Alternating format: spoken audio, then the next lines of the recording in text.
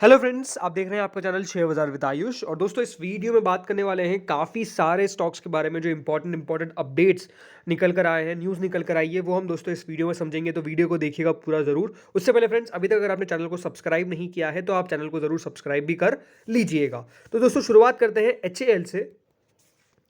आज दोस्तों HAL के अंदर बहुत बढ़िया हमने फिर अप मूव देखा। स्टॉक ऑलमोस्ट 2800 के नज़दीक जाकर बंद हुआ। 2.21% की तेज़ी देखने को मिली। तेजी के पीछे की वजह क्या थी? क्योंकि आप देख सकते हैं स्टॉक के अंदर आपको ज़्यादा बहुत मतलब शुरुआत में इतना एक्शन देखने को नहीं मिला, लेकिन अचानक से तेजी जो है वो आपको नजर आई। तो उसके पीछे का एक रीजन है, खबर है। वो खबर आप जान लीजिए।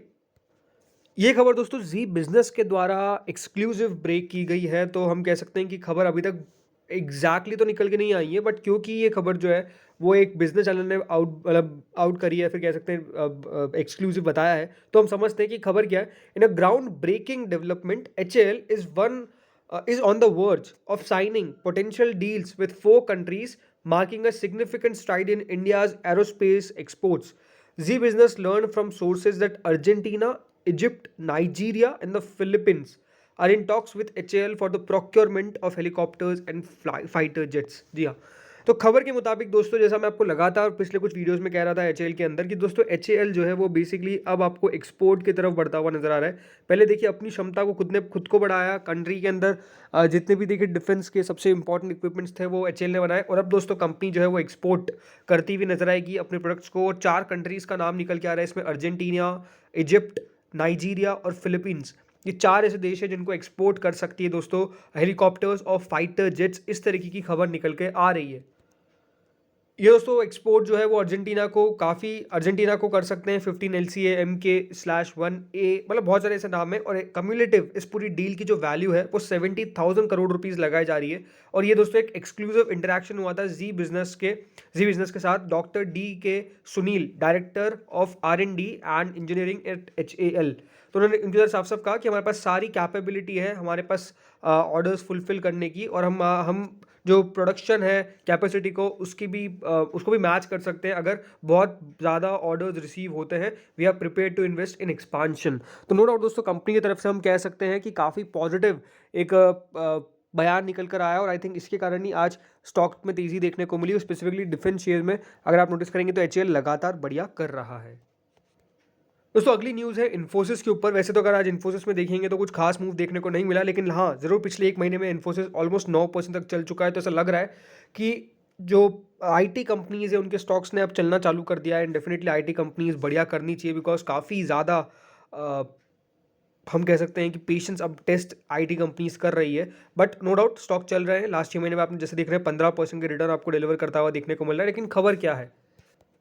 तो खबर दोस्तों ये है कि इन्फोसिस के chief financial officer Niranjan Roy ने अपने पद से इस्तीफा दे दिया, यानी रिजाइन कर दिया है। जी हाँ। अब दोस्तों इनके बदले जयेश संगराज का अपॉइंट होने वाले हैं as the new CFO effective from April 1। तो इस तरह की दोस्तों खबर निकल के आ रही है, जिसमें इन्फोसिस के चीफ फाइनेंशियल ऑफिसर के द्वारा रेजिग्नेशन दे दिया गया है। और अ, ये दोस्तों एग्जिट जो है वो बेसिकली आपको देखने को मिलेंगे आफ्टर 31 मार्च 2024। और उसके बाद दोस्तों नए, जैसे मैंने कहा, अपॉइंटमेंट कर दी गई है जयेश संगराज का एज द न्यू CFO। दोस्तों रॉय रेजिग्नेशन जो आया है वो उस समय आया है जब इन्फोसिस के अंदर हम कह सकते हैं कि टायर 1 IT सर्विसेज जो पीयर्स है, भली वो विप्रो हो, HCL टेक हो, TCS हो, वहाँ पर भी हम कह सकते हैं टॉप लेवल के जो एग्जिट्स लगातार हमको देखने को मिल रहे हैं। तो अब इन्फोसिस का नाम भी हम कह सकते हैं कि इसके अंदर जुड़ चुका है।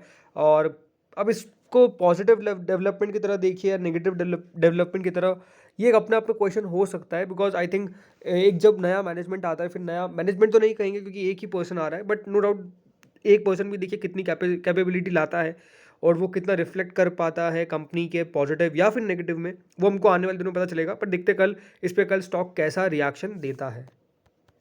नेक्स्ट स्टॉक दोस्तों इन न्यूज़ है वो है मैनकाइंड फार्मा। करेंटली 1920 पे ट्रेड कर रहा है स्टॉक। ऑलमोस्ट 32.80 रुपीज़ की गिरावट हमने देखी। एक 1.68% के आसपास स्टॉक फेल किया। पिछले एक महीने में 4-4.5% की रिटर्न है, और पिछले 6 महीने में दमदार रिटर्न से 30% के। क्योंकि दोस्तों एक रिसेंटली लिस्टेड कंपनी है तो कह सकते हैं रिटर्न्स जो डिलीवर करे हैं वो काफ़ी बढ़िया है। क्योंकि मुझे आज भी याद है काफ़ी प्रीमियम पे ऐसा कहा जा रहा था कि IPO आया है, लेकिन जिस दिन लिस्टिंग दी उस दिन ही 20% ऊपर लिस्टिंग दी थी और उसके बाद भी कंटिन्यूसली स्टॉक बढ़ा है। आप स्टॉक का चार्ट देख सकते हैं कि अभी भी अपने ये ऑलमोस्ट 52 हफ्तों के हाईस के करीबन ही ट्रेड कर रहा है। 2041 का इसका 52 वीक हाई है और 1920 पे अभी स्टॉक करंटली ट्रेड कर रहा है। तो तेजी तो हमने काफ़ी बढ़िया देखी है। लेकिन दोस्तों कल एक बड़ी ब्लॉक डील होने वाली है मैनकाइंड फार्मा के अंदर, और इस ब्लॉक डील को मेगा ब्लॉक डील क्यों कहा जा रहा है? Because almost 590 million plus dollar के जो बेसिकली शेयर्स है वो बेसिकली मैनकाइंड फार्मा के आपको कल बिकते हुए देखने को मिलेंगे। 3 प्राइवेट इक्विटी फंड्स यहाँ पे अपने स्टेक सेल कर सकते हैं। जी बिल्कुल, ये खबर निकल कर आ रही है। सो नो डाउट देखिए, इन्वेस्टर्स ने काफ़ी स्ट्रॉन्ग रिटर्न्स बनाए हैं पिछले 6 महीनों के अंदर, मोर देन 30% के। लेकिन कल दोस्तों हम कह सकते हैं कंपनी के अंदर 3 प्राइवेट इक्विटी फंड्स, जिसका नाम है क्राइस्ट कैपिटल, कैपिटल ग्रुप और एवरब्रिज पार्टनर्स, ये अपनी स्टेक बेचते हुए नजर आएंगे, जो ऑलमोस्ट 592 मिलियन डॉलर का हो सकता है ब्लॉक डील रूट। इस तरह की खबर निकल के आ रही है मल्टीपल इंडस्ट्री सोर्सेज की तरफ से। कह सकते हैं जो बेस डील साइज है इन तीनों इन्वेस्टर्स की वो ऑलमोस्ट 592 मिलियन डॉलर लगाई जा रही है।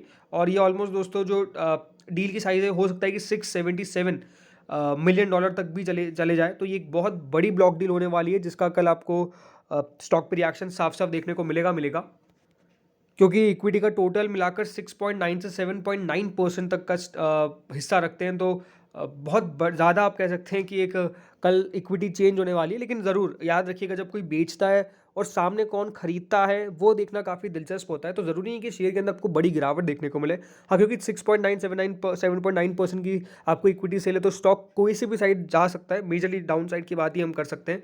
लेकिन हाँ, कल पता चल जाएगा, क्योंकि यहाँ पर जो इन्वेस्टमेंट बैंक है कोटक महिंद्रा कैपिटल और आईएफएल कैपिटल, ये दोस्तों एक्ट करने वाले as advisors for the propose block deal. So let's see tomorrow क्या होता है। अगली फ्रेंड स्टॉक पे बात करते जो है Fed Bank Financial Services, Fedfina, ये भी एक रिसेंटली लिस्टेड आईपीओ है। 137 पे आज करंटली ट्रेड कर रहा था। दोस्तों कंपनी के नंबर्स निकल कर आ चुके हैं और नंबर्स की अगर बात करें तो कंपनी के द्वारा अच्छे आंकड़े पेश किए गए हैं। ये एक बहुत बड़ी पॉजिटिव बात है दोस्तों। कंपनी का जो बिजनेस है, जो ऑलमोस्ट 25.12% का ग्रोथ दिखा है कंपनी के मुनाफे के अंदर during the second quarter of FY24, जो करीबन 57.76 करोड़ आया है, जो पहले 46.16 करोड़ था पिछले साल। तो यहाँ पर कंपनी की ग्रोथ काफ़ी देखने को मिली है और इनकम और क्वार्टरली डिसबर्समेंट्स भी काफ़ी बढ़िया है। जो कंपनी का NII है, नेट इंटरेस्ट इनकम, वो ऑलमोस्ट 29% तक बढ़ चुका है। जो कंपनी का है ऑलमोस्ट 207 करोड़ के आसपास, जो पहले 160 करोड़ के आसपास था। तो नंबर्स में तो कोई डाउट नहीं है कि कंपनी के नंबर्स अच्छे निकल कर आए हैं। ओवरऑल कंपनी के जो क्वार्टरली डिसबर्समेंट है वो करीबन 2932 करोड़ पे रहे, जो पहले 2294 करोड़ थे। तो लेट्स सी कल किस तरीके से स्टॉक करता है। क्योंकि देखिए कंपनी का जो नॉन गोल्ड बिजनेस है वो ऑलमोस्ट 925.6 करोड़ के आसपास आपको रहता हुआ देखने को मिला। तो लेट्स सी कल किस प्रकार से कंपनी का स्टॉक करता है। नंबर्स तो नो डाउट काफ़ी बढ़िया देखने को मिले हैं। अगला स्टॉक है दोस्तों स्पाइसजेट का। आज वैसे तो काफ़ी बढ़िया तेज़ी देखने को मिली और हम कह सकते हैं स्टॉक में ऑलमोस्ट 60% तक के रिटर्न्स पिछले एक महीने में हो गए। तो मतलब स्पाइसजेट में जिसने भी पैसा लगाया है उसको तो पैसे काफ़ी बने हैं। लेकिन आज की दोस्तों तेज़ी के पीछे की कुछ वजह थी, और वो वजह क्या है? बेसिकली स्पाइसजेट दोस्तों अपनी कंपनी को लिस्ट करवा सकता है ऑन द NSE प्लेटफॉर्म सून, ये खबर निकल के आ रही है। अभी सिर्फ BSE पे लिस्टेड है और इसलिए दोस्तों अब NSE पे भी लिस्ट हो सकता है। ये इस तरह की खबर निकल के आ रही है। कंपनी यहाँ पर 11 दिसंबर को ये कंसीडर कर सकती है option to raise fresh issue, ये भी खबर निकल के आ रही है। यानी कंपनी और पैसा बाजार से उठाने को तैयार है। तो ओवरऑल देखते हैं कि कंपनी किसके थ्रू लाती है, क्या FPO लेकर आती है या फिर नहीं लेकर आती है। बाकी ये है कि लिस्टिंग होने वाली है NSE पे, हम ये कह सकते हैं स्टॉक की। और दिसंबर 11 को कंपनी कैपिटल दोस्तों यहाँ पर ब्रेस कर सकती है, या तो देखिए इक्विटी इशू करके या फिर convertible securities on a preferential basis. तो लेट्स सी क्या होता है। बाकी एक्शन में काफ़ी रहा है स्टॉक और एक्शन में आगे भी रहने वाला है। अगला स्टॉक है दोस्तों सोनाटा सॉफ्टवेयर, क्योंकि कल दोस्तों सोनाटा सॉफ्टवेयर में जिनके पास भी शेयर है याद रखिएगा कल स्टॉक स्प्लिट होने वाला है। वैसे तो आज 1410 पे स्टॉक ने क्लोजिंग दी है। तो कल बिल्कुल आपको दोस्तों इसका बाय 2 पे स्टॉक आपको मिलने वाला है, यानी बेसिकली 700 रुपये के आसपास कल आपको ये शेयर ट्रेड करता हुआ देखने को मिलेगा। तो अगर कल आप 50% का फॉल देखते हो तो घबराइएगा मत। बेसिकली वो स्टॉक स्प्लिट हुआ है, इसके कारण ही आपको कल गिरावट देखने को मिलेगी। तो लेट्स सी कल कितना बढ़िया कर पाता है Sonata software after post split. Let's see होता क्या है। तो दोस्तों इस वीडियो में इतना ही था। होपफुली आपको वीडियो बढ़िया लगा होगा। Thank you friends for watching this video.